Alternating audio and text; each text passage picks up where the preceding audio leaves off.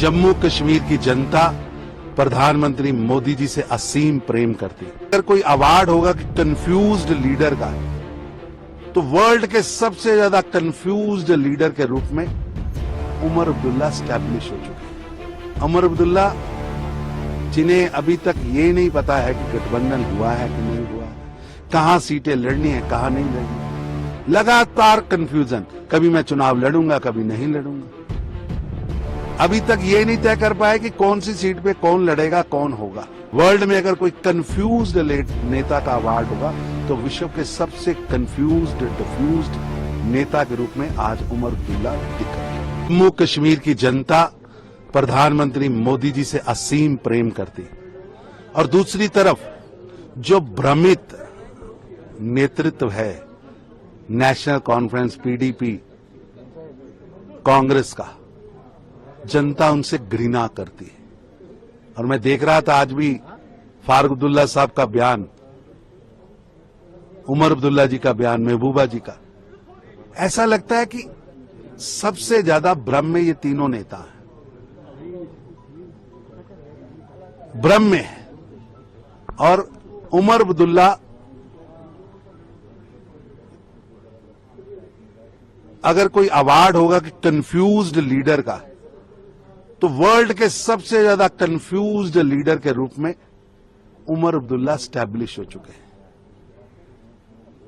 उमर अब्दुल्ला, जिन्हें अभी तक ये नहीं पता है कि गठबंधन हुआ है कि नहीं हुआ, कहां सीटें लड़नी है कहां नहीं लड़नी, लगातार कंफ्यूजन, कभी मैं चुनाव लड़ूंगा कभी नहीं लड़ूंगा। अभी तक ये नहीं तय कर पाए कि कौन सी सीट पे कौन लड़ेगा कौन होगा। कभी अपने मैनिफेस्टो के बारे में कुछ बोलते हैं, कभी अपने मैनिफेस्टो के बारे में कुछ बोलते हैं। इस वर्ल्ड में अगर कोई कंफ्यूज्ड नेता का अवार्ड होगा तो विश्व के सबसे कंफ्यूज्ड डिफ्यूज्ड नेता के रूप में आज उमर अब्दुल्ला दिख रहे हैं। सरकार भी एक एलिगेशन उन्होंने लगाई कि जो ट्रांसफर हुए पुलिस ऑफिसर्स थी वो एक पार्टी को फायदा पहुंचाने, ऐसा है कि इलेक्शन कमीशन ने ट्रांसफर किए हैं और शुरू से ही ये भ्रम पैदा करते आ रहे हैं। पहले कहते थे चुनाव नहीं होगा, फिर कहते थे परिसमन नहीं होगा, फिर कहते थे चुनाव की डेट अनाउंस नहीं होंगी, फिर डेट अनाउंस हो गई तो चुनाव होगा नहीं। उमर जी, इस कंफ्यूजन से बाहर आइए। जनता ने जैसे अप्रैल 2024 में नेशनल कॉन्फ्रेंस और पीडीपी के युवराज व युवरानी को हराया,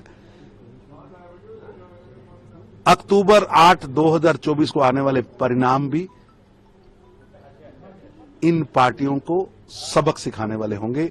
इनकी कंफ्यूजन के कारण जनता ने इन्हें रिजेक्ट किया है, ये रिजेक्टेड लीडरशिप है। जम्मू कश्मीर की जनता प्रधानमंत्री मोदी जी से असीम प्रेम करती, और दूसरी तरफ जो भ्रमित नेतृत्व है नेशनल कॉन्फ्रेंस पीडीपी कांग्रेस का, जनता उनसे घृणा करती है।